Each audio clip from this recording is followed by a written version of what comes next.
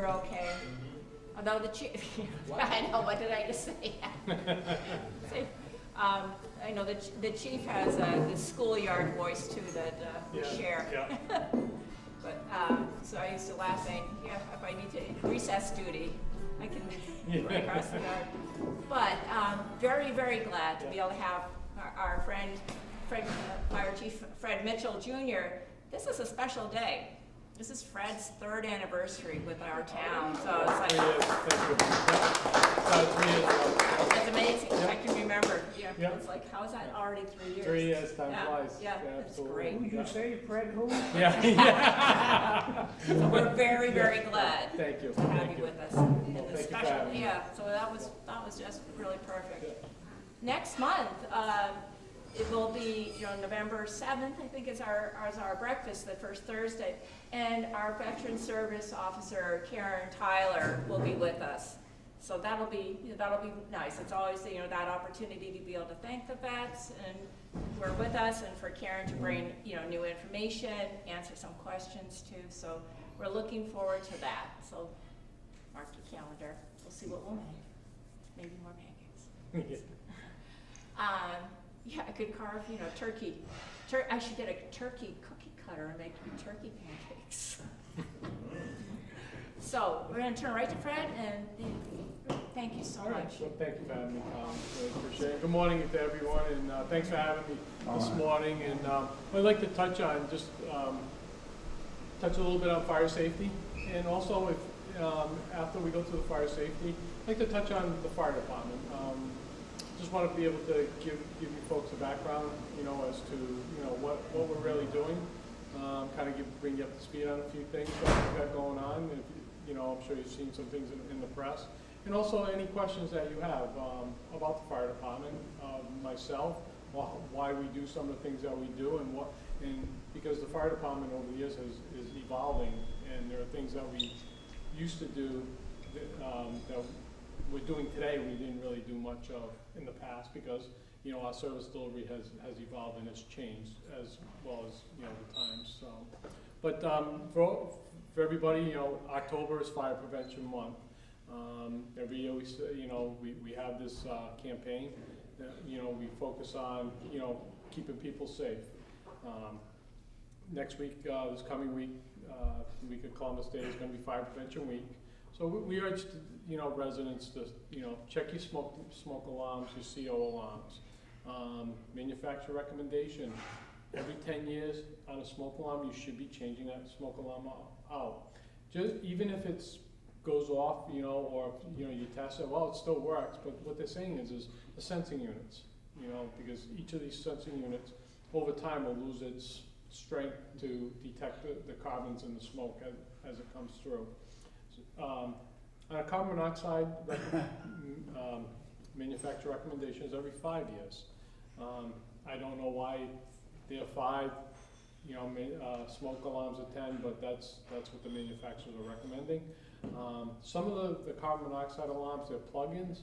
Just keep this in the back of your mind. We recommend, if you're going to use a plug-in, to have a battery backup, because the minute you lose power, you lose your detection. Okay, because you don't have the power to that carbon monoxide detector. Okay, and you can buy, and they're a little more money, but they actually save a little money because you're not buying 2 detectors. Is what they call a combination detector that detects both. And the manufacturers are saying somewhere around 7 years replace them. We go by the Mass General Law, CMR 529, which is Mass Fire Code, and when it comes to residential, what your requirements are, whether you need to have them hardwired or with your battery backup, and having them on the floors, how many you need to have on each floor. That all ties into that. So, but it's important to check your alarms, make sure they work, change the batteries when we change the clocks next month, and when it comes to the smoke alarms, anything to do with fire safety, if you're not sure, give us a call. We're more than happy to come out and sit down and talk with you, and any questions that you have. If you need a hand changing out a smoke alarm that you purchased because you need to change out, just give us a call. The guys will come down and they'll help you out. So, okay. The other thing too is I like to focus on home safety. And you usually start, you know, where do you see a lot of your fires? Usually in your, you know, kitchens, basements, because that's where your mechanical stuff is most of the time. You know, you do have an air conditioner in the living room, bedrooms, but usually, you know, your hazards are more tied to your kitchen area and to your basement. And you always want to try with your basement to keep things organized, keep it neat. Try not to have too much downstairs. If you have a garage, you know, again, to focus on the garage a little bit, kind of like the basement, kind of keep it neat. Try to minimize what you're carrying, whether it be, you know, paints, cleaners, you know, anything for your car when you work on your car. Just because, you know, those are all flammable. And the more stuff you put downstairs, you actually increase the fire load in your basement or in your garage.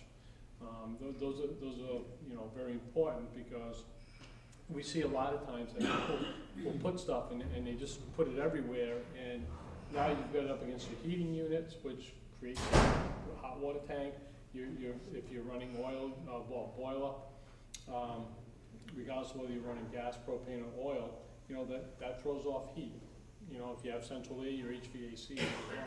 I mean, even though during the summertime they're blowing, you know, and they're running cool air or comfortable temperatures through your house, they're still creating heat by the unit running. So you want to keep that area clean.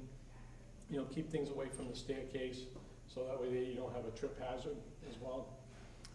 The kitchen area, you know, it's the coffee maker, the microwave.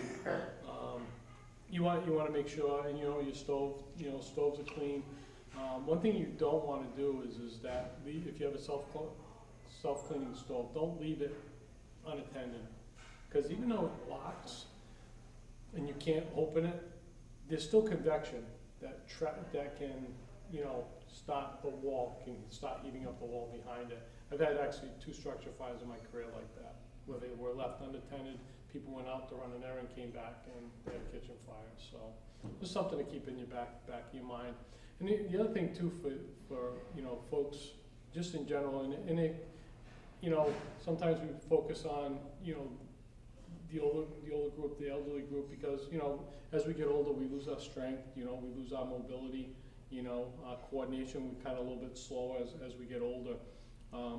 You know, with the working around the stove, with loose clothing, especially, you know, as we get into the holidays, we're gonna start dressing a little bit heavier because we wanna stay warmer, you know, when you're reaching over that stove, because, you know, if you think about it, when you reach out, you're gonna have, you know, where's all your strength, you know, strength that you need is in your arms, where if you keep things close to your chest, when you lift stuff, you know, you're using a lot more, you're using your legs. Well, obviously, you're not gonna keep hot stuff next to you, but as you're reaching, if you need help, you know, just ask for help. And that's kind of like, I like to send that message out, even though we're all set in our ways, and you know, we still in our minds think we can do things that we were able to do, you know, when we were younger.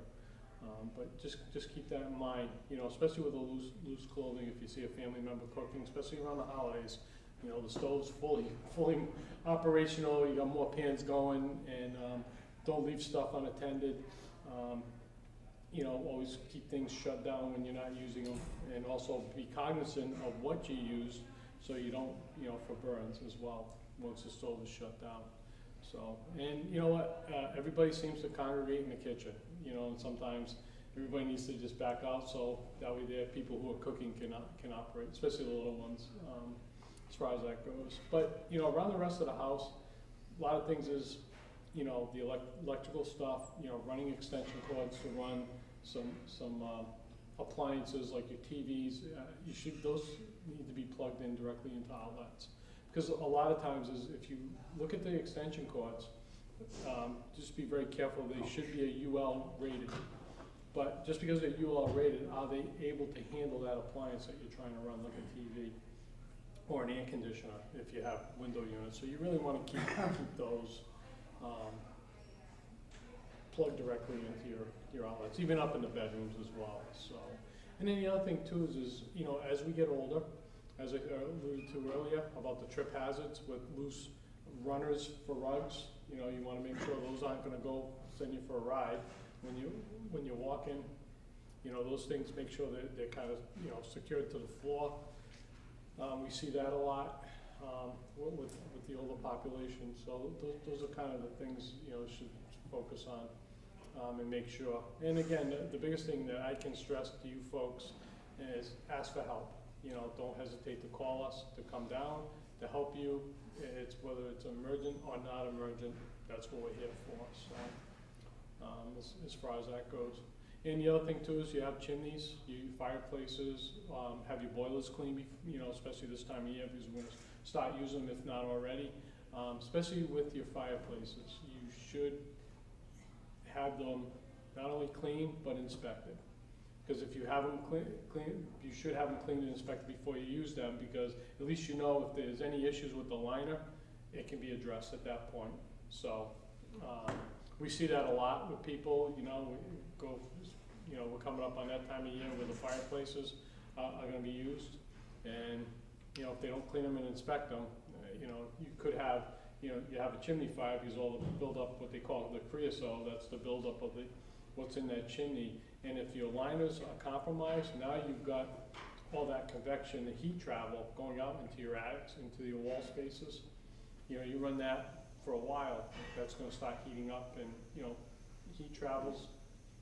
Now, next thing you know is you have your perfect storm, and you realize you may have a fire in the attic or in the wall, just because you have that void space in your chimney from the mortar and the lining being compromised for, you know, for plenty of use and not taken care of. So that's another thing that's important as well. The other thing too is house numbers. I'd like to touch on that, so that way we're not driving by your house. Those are very important. I know sometimes people forget about that, you know. One thing is a lot of our guys, they come from town, so they know the town very well. But when you have that new member possibly driving by, not really familiar with the area yet, so it's important to have your numbers visible from the street, so that way we know which house we're going to. So,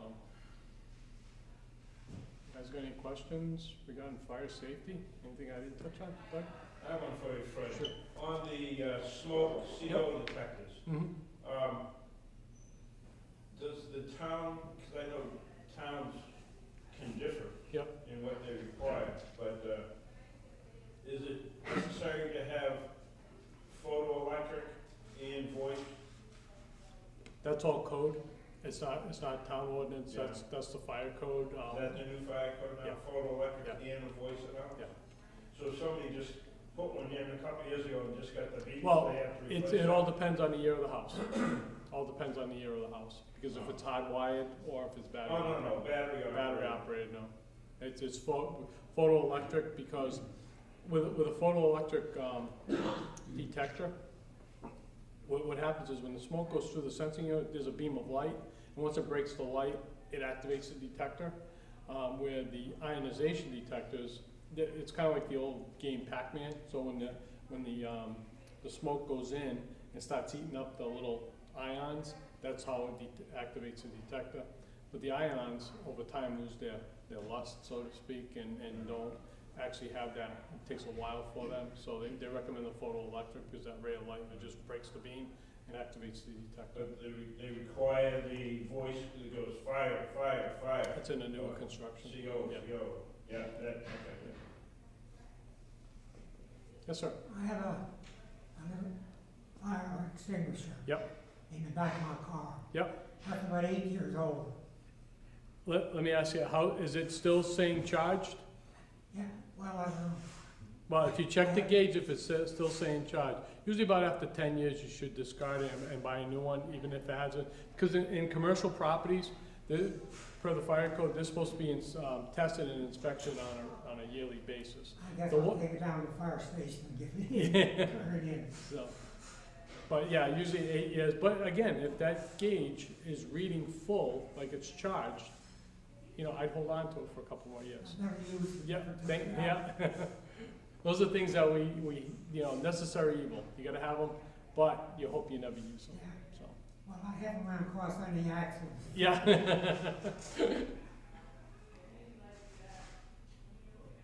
Any other questions about fire safety at all? Is it true with a fireplace you lose heat in the rest of your house? I'm sorry, you lose heat on a fireplace? In the rest of the house, yeah. I don't really necessarily know. Just because you're getting the heat, is you adjust the damper, then it kind of gives you the heat, where if you have the damper wide open, it's just gonna go right up, but if you crack it down, it's gonna give you more heat. You just have to be very careful, and then it goes back to having them inspected, because if the chain for the damper let's go and it shuts it down and closes off the flue, you're gonna fill your house up with smoke. So that's one of the Well, things. my house was built in 1834. Mhm. I never used the fireplace, but my daughter Yeah. does over in her house. Yeah. That's Yeah, that's why it's recommended, have it inspected and clean it before the season starts. why. I have a wood stove in my other Yep. room, Mm-hmm. and I have it cleaned. Yep, Every that's year. another, clean and inspect it once a year, have it thoroughly gone through. Because what happens is those pipes will clog up. And we had an issue on North Street last year where there was an issue with a wood stove, and what it was the pipe was jam packed. And that's not always cleaned, So, you know. yes, sir. I've got a comment on the fireplace losing, taking heat Yep. out of the rest of the house. Mhm. A number of years ago, my first house over in South Berlin, neighbor and I were sitting in his kitchen. He loved his fireplace, he thought that was the greatest thing. But Mhm. it was both smoking pipes, and the pipe smoke was going straight across the dining room Yep, it was, and up the yeah, chimney. So yeah, the air it currents, was right. drawing, Yeah. it was drawing Yeah. rather than, Yeah, it'll definitely draw. We have air currents in this room, and you can't see them, but there are air movement in the room. And you always gotta remember too, is that air pulls the smoke, fire will travel the least path of resistance. So if there's a void space and an opening, that's why it'll find it. And it goes back to like the chimneys, to make sure that your liners are intact, and also the mortar isn't deteriorated in the brick, because it will travel up. And when it gets to that void space, it ain't gonna keep going straight, it's gonna go take the hard right or hard Yeah. left, so.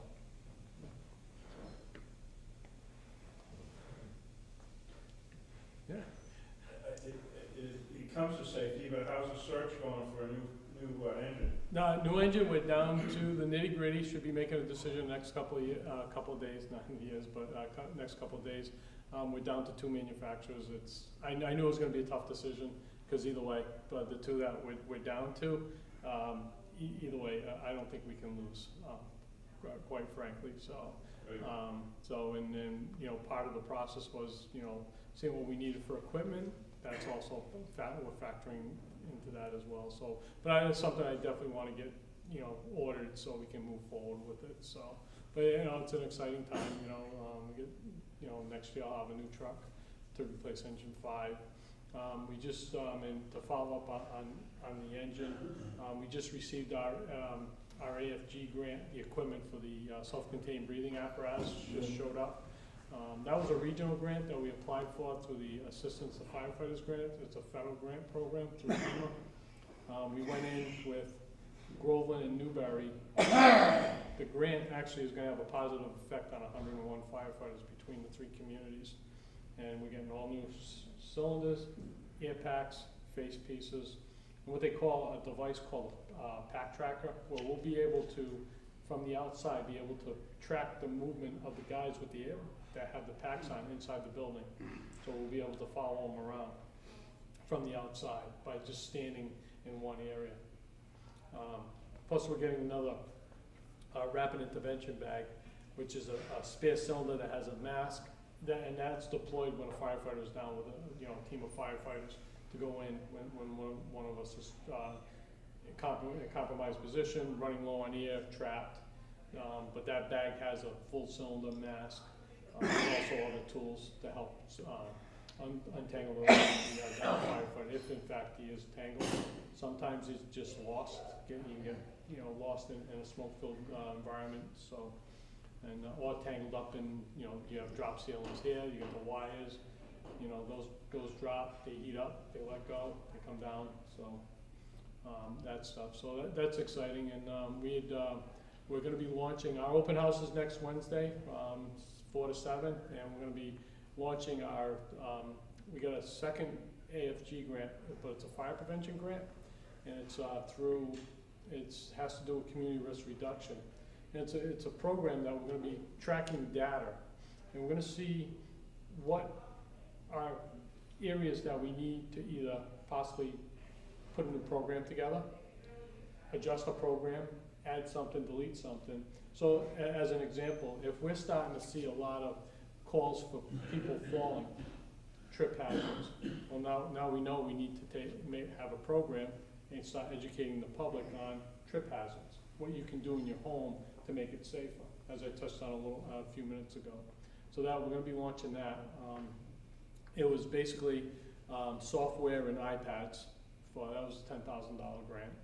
And then the last one was through the Lieutenant Governor's office for upgrades in software. Our reporting system, IT grant, was $69,000. We just implemented that. So we're in the same reporting program now with the police department. We're just using, they have the police module and it's IMC, and we're using the fire module. So we're gonna be able to share some of the information, contact information between the two agencies. So it's actually brought us closer together, we'll work more closely together. So, but between all those grants, if you add them all up, you know, a little over 200,000 for the equipment we're getting, the 69, the 10, so almost $300,000 in you know, money that came into the town, and it's only costing the town approximately $21,000 of funds. So it's exciting, and you know what? You know, I didn't write all the grants. It was the members, you know, that took care of this. It's the members, you know, they're the ones that took the initiative to write the grant, the regional grant. I had a member, you know, take that initiative. I put together the community risk reduction, the IT grant, but I also had some assistance with the narrative from the town administrator. We worked together on that. The fire prevention grant was done by another member of mine, so, you know, took the initiative. So it's a team effort, you know, as far as getting the grants. You know, it's really important. And it's competitive, it's very competitive, so I have to thank our legislative on the local, on the state, and also federal level, and also more importantly is the Board of Selectmen supporting the initiative, you know, as far as that goes. So, but yeah, it's some good things have come, and you know, we're working through that stuff to get this stuff off the ground. Yes, sir. What's the status of the Erie station now? That seems to be going south. From my time here, 3 years, actually Engine 4 we've used more. We've got about, when I first started, we only had about 2, 3 guys stationed up there. Now we got 7, and the truck hits the road a lot more than it does. Would I like to see it busier? Absolutely, but again, because of our staffing model, we don't staff that station. You know, we work closely with the area association. We have an agreement in place. You know, but I know that truck has pumped a couple fires since I've been here, first due, which is always good, and I always like to see the truck on the road. Some of the members that I see that are part of the association but retired from the fire department, I always tell them when the truck hits the road, and they keep telling me use it. So, and we use it down at Central too when we need to bring it down. You know, when we're down a truck. So it gets used, and you know, we're looking to, you know, continue to strengthen that relationship, and you know, build on it for the future, because a lot of people don't really understand what they do for us, the area association, because I have a report in my desk. It's the ISO report. That ISO report, it stands for Insurance Service Organization. We have an ISO in this town of 4. We're a 4.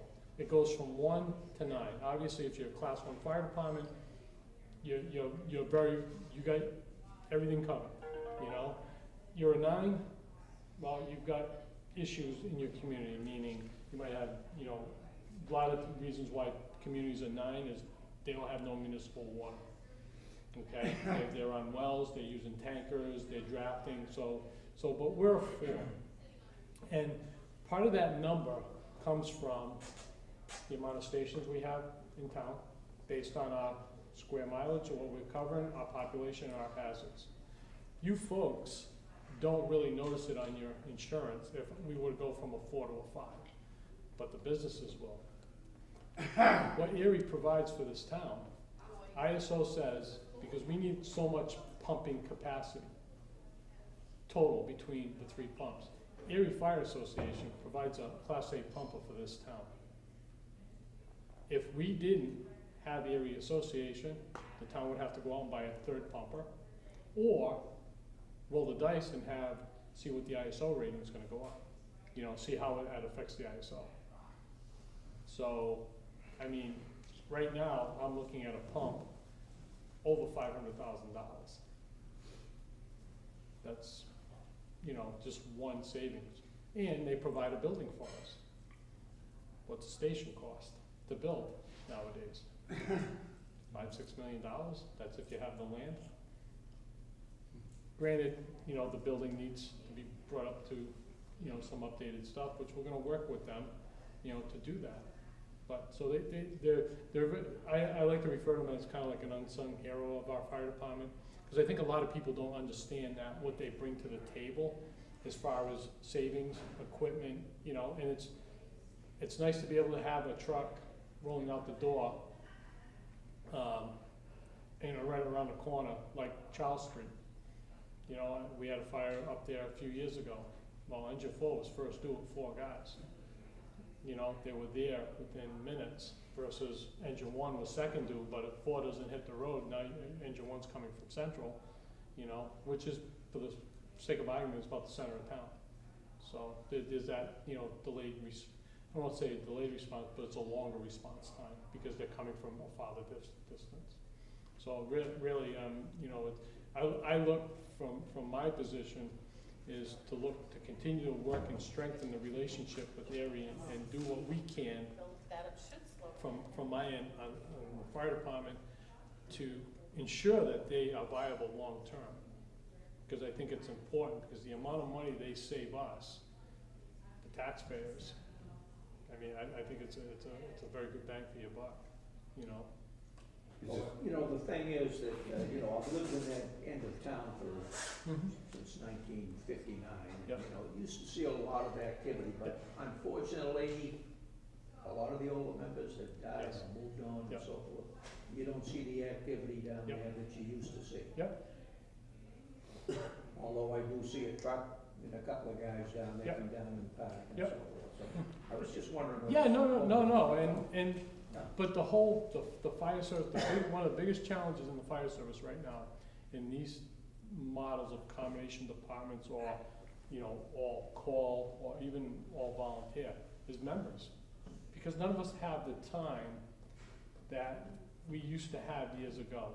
You know, I have members, some members, I don't know how they do it, because they have young kids, they work, they have careers, they're members of the fire department, they're getting pulled in 3 different directions, and I know, thank God, now my kids are older, but when my kids were younger and I was a career firefighter in Cumberland, I was juggling my work schedule to make sure I was at my son's baseball game, my daughter's son's track meets, you know, so I don't know how some of these guys are doing it, I'll be honest with you, but you know, but you're seeing that, and I think that's why you're seeing the you know, the less activity is because of that. To me, if I can put 3-4 guys on that truck out the door, that's a win for me, because standards, NFPA standard for staffing of fire apparatus is 4.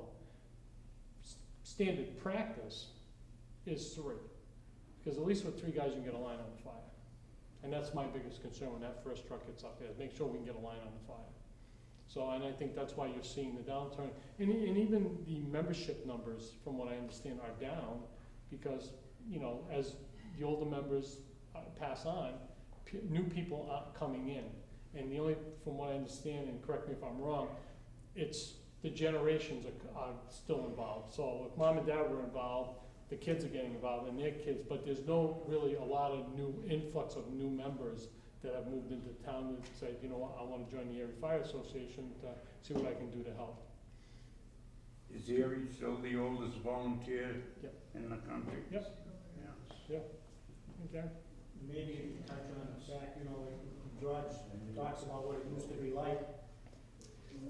maybe about the safety equipment that the firefighters have to have today. I don't know what the average weight you must increase. You know, and Yeah. the fact that you're not just firefighters today. Yeah. You've got a few, I think, that are still just firefighters. Yeah, there's three of them, three of us. It's not like the old days, No. when here we would roll out, and I mean, it would stop and pick people up in the front yard. I mean, they didn't have the protective equipment, but that's all required, Right. I believe. Yep, absolutely. Years ago, Gary's right, you know, the truck would be, you used to start, cabs used to be open, used to be able to ride on the back step.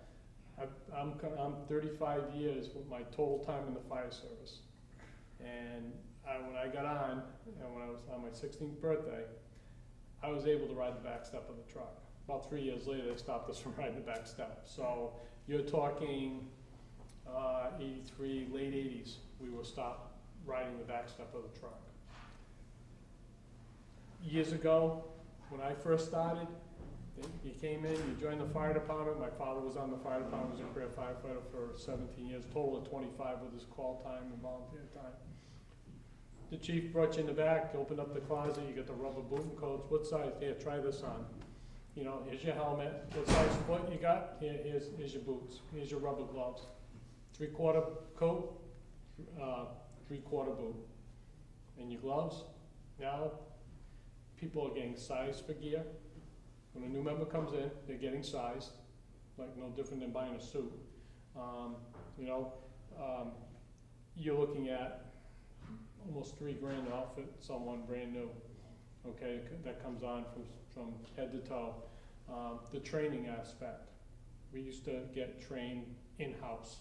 Now there's a training program by the state that the members have to go to. That's 16 weeks, 2 nights a week, Saturday or a Sunday. Then there's the EMT requirement. That's another 15 weeks at 2 nights a week. We're asking people, if someone who does no training or no experience, to basically give up a year of their life in training, and that includes bringing them on and showing them, put them through our in-house program. We're asking someone to give up a year of their life to make that commitment to at least 2 nights a week and some weekends, most of the weekends, Saturday or Sunday. So that's one of the reasons why I think the part of the downturn is the requirements. And even when you put the gear on and you throw an air pack on, you're looking at an additional 60 pounds. So, you know, it's a labor-intensive job, and a lot of people don't understand, like when we do a medical call, why are you bringing the big red fire truck with you? It's labor. They're just bringing the help, you know, to the call. It's very labor-intensive, you know, from a medical call to any type of fire. And the other thing too, depending on the call, it's no different than, you know, right now, we get a reported structure fire, my pager goes off, I have to leave. Now, my heart rate's gonna go up. Now, I'm here relaxed talking to you gentlemen, but now my heart rate goes up. It's almost like getting into a brand new car. Before you even get it started, you know, before the oil hits the top of the motor, you've got the accelerator on the floor, the wheels are spinning, and you're going. You do that over a period of time. That car you think is gonna last you 10 years, 10, 15 years, you just cut the life expectancy in half. You know, if you saw a couple of months ago, and I've seen a couple of presentations from Commissioner Finn, every 3 to 4 weeks he has a firefighter come in his office and say, I have cancer. Cancer is the number one, right? You know, cardiac used to be the big one, now cancer's coming to the forefront, they're neck and neck. Because what we're being exposed to over time. I was never a smoker in my life. Never even thought about taking a drag of a cigarette or any type of tobacco product, that matter. Never chewed cigars, nothing like that. I could be standing here with cancer for all I know, because I've been in the fire service for 35 years. I've been exposed to a lot of things over time. Because what we used to do when I first started and what we're doing now is totally different. So you can see that. And some of the things that we've done in the department to try to minimize that exposure, Plymouth vent system for the exhaust for the trucks, gear extractor, gear washer, and dryer to properly launder the gear based on a manufacturer recommendation. Then you go into the standards. Set a turnout gear. Every 10 years you get to discard it. Helmets, you get to discard after 10 years. That's NFPA, which we're, you know, it's been proven in a court of law, just because if a standard can be considered a law. You know, there's court cases out there, so, those are the things that we have to abide by. Then, we have the, which we're starting to get up to speed on, and this is throughout the state, there's a state law, and what OSHA adopted pertaining to the fire service. So that is gonna affect our members, but also our station. So there's other things coming that we're gonna have to adapt to as a community, as a department. So we're starting to get up to speed on that and see what we're up against so we can present and you know, kind of move forward with it. So the job has changed. We're, as we always say, we're a customer service-based business. You know, it's all about the customer. Our customer is our community, and you know, we're there to help. So when the customer says, "I'm sorry to bother you," you're not bothering me. This is what I do. So and that's why I can't stress enough to the folks on, you know, that are going to be watching in the coming days, that you know, we are there for you. We're there to help. So. And don't ever hesitate not to call, because, okay. But, you know, the other thing, you know, because every second you wait, and I say this all the time, we're in a seconds count business. Fire doubles in size every 60 seconds. If you're having chest pain and you go into cardiac arrest, if we were there when you started having the chest pain, when you didn't feel right, and you say, you know, maybe I better call these guys and says, let me see if it passes. We could have had you at the hospital. So, and you know, we're all stubborn. You know, I don't take medication. I refuse to even take an aspirin for a headache, because that's me, that's how I am. But some people have to take medication, and they may not realize it at the time. But at the end of the day, is call us. Better have us to come to you and say, everything's okay, don't worry about it, we'll fix this, or, you know, you're gonna be okay, maybe you should just go get checked out to make sure everything's okay, because what's the worst case scenario? You go up to the ER, you hang around for a while, everything's okay, they kick you out the front door. It's your time. But instead of staying at home wondering, am I okay, what's wrong, you know, better for us to come and check you out, you know. Follow up on that, I've had 2 fires in the house. Yep. And my cousins were firemen in Haverhill. Yep. And they always said, don't fight the fire yourself, get the fire Yep. department rolling, Yep. then go see if you can Right. put it out. Well, And both times I had the fire out before they got there, and they never gave me a hard time over it. no, the old saying is get out and stay out. That's what we tell the kids, and that's what I tell everybody, get out and stay out. Because if you try to go back in, you may not get back out. Because as I said earlier, fire travels the least path of resistance. And if you open that front door, now you're inducing oxygen. Always keep this in mind. You need heat, you need fuel, and you need oxygen. And those 3 things create a chemical chain reaction. And that's the perfect storm. A fire will not burn if it's too rich in oxygen or too lean. So if you're inducing, you know, you get out, you get your family out, you know, and you see the smoke, and well, you know, I think I can get it if I just go in with the garden hose as an example, or the extinguisher. You know what? Now you open that door, now it's gonna grow, because now you're inducing all that oxygen.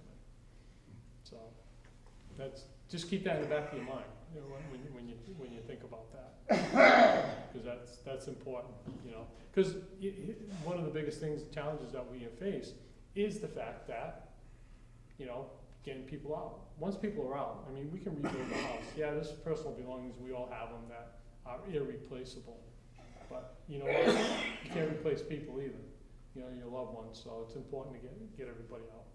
Get out and stay out, so that way there, half our job is done, everybody's out, now we can go put the fire out. It's always amazing how fast a house will burn. Yep. Well, everything, fires nowadays are burning quicker and they're burning very hotter, and that's the materials. Think about the materials years ago that were in sofas and, you know, in your chairs and the varnishes that we use them for your tables. Now what they're using. You know, even the truss construction, it's all, you know, that particle board, thank you. Yep, oh yeah, yep, and it don't hold up. It's like a truss construction. with the gusset plates. 4 to 6 minutes on the heavy fire, those gusset plates are gonna let go, that truss is coming down. 4 to 6 minutes, you know, 6 minutes, we're, depending time of day, 6, 7 minutes, we're rolling in. So that's had a head start.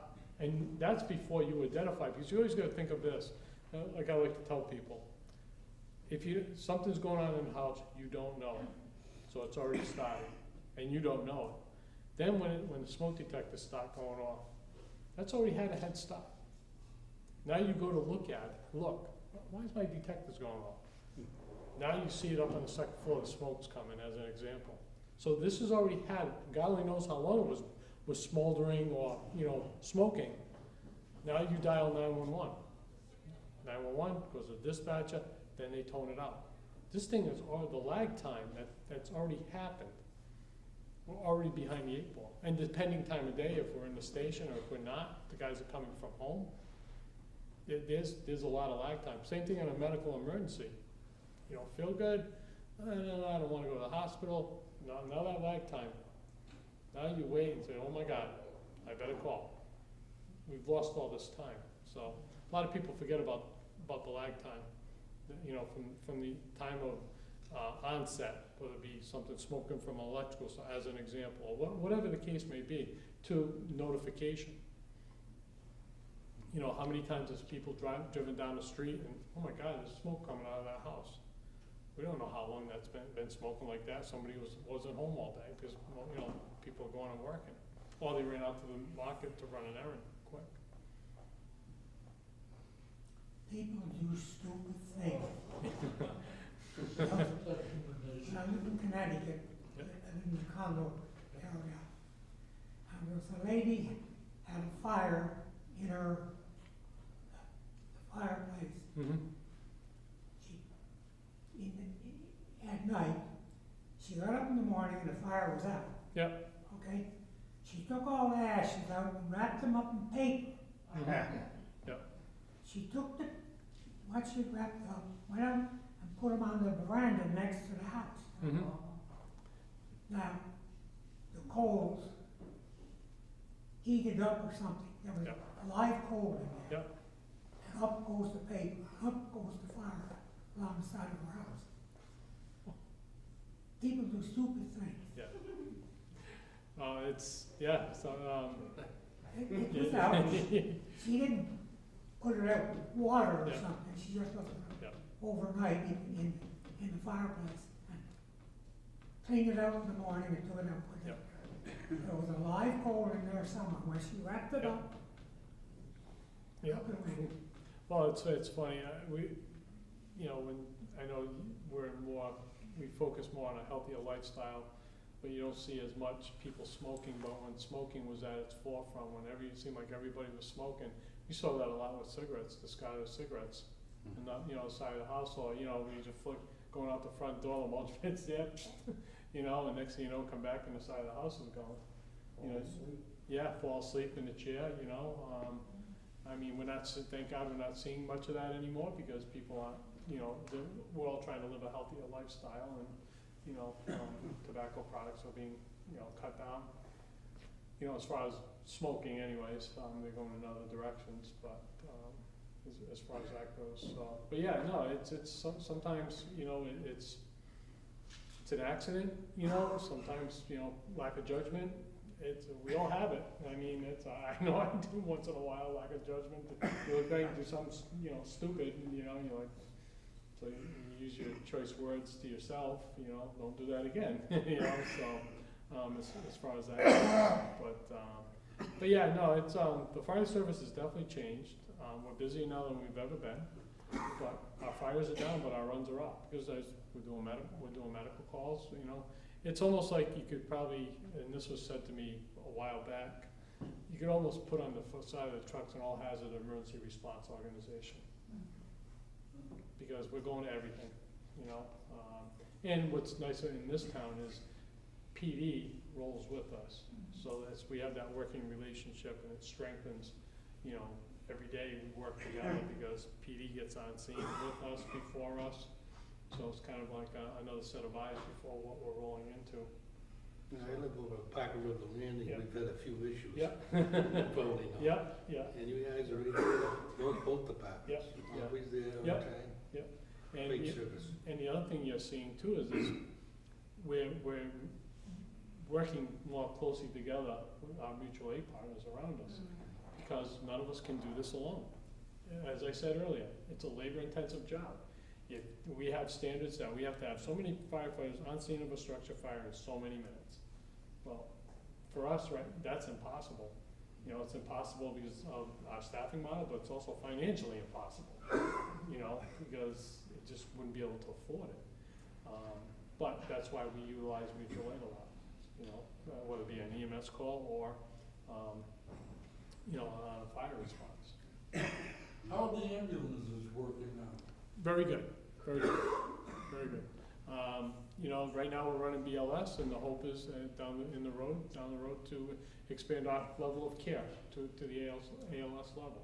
Right now, our ALS numbers are down, which is good.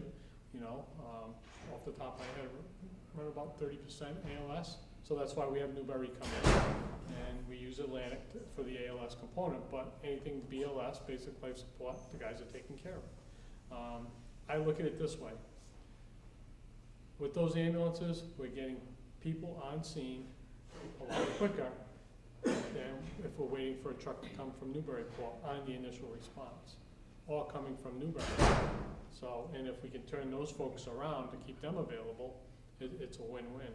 Plus on top of that is you're getting the level of care from someone who knows the community, knows, you know, it's neighbors helping neighbors, as I like to say. So, and they know the area, so they know where they're going, it's a lot quicker.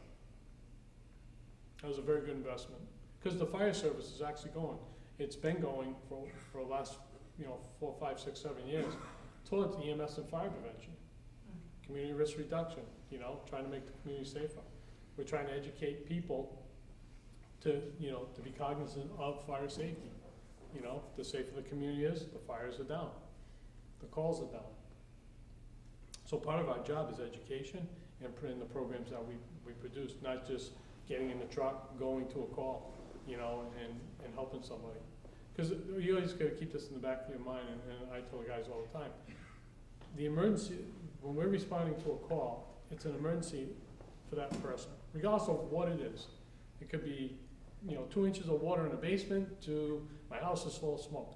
It's our job to mitigate the hazard and just basically say everything's gonna be okay.